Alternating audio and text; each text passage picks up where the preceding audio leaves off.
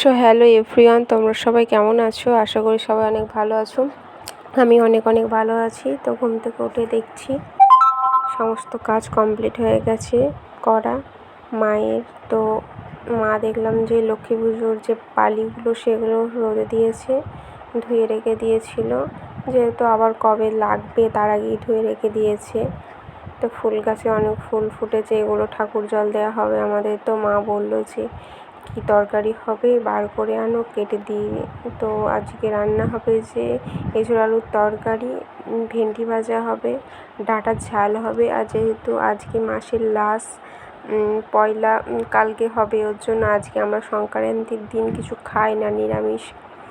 তো মুড়ি খাবার তরকারিটা মা বসালো।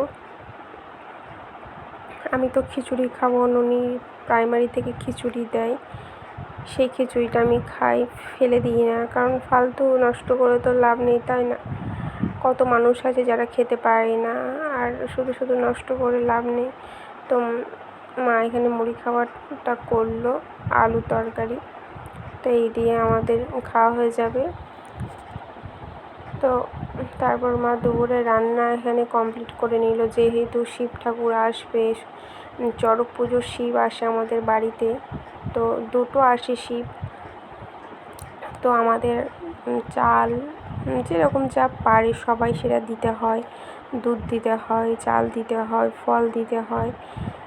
তো যে যেরকম পারে, যার যেরকম সামর্থ্য আছে সে সেরকম দেয়।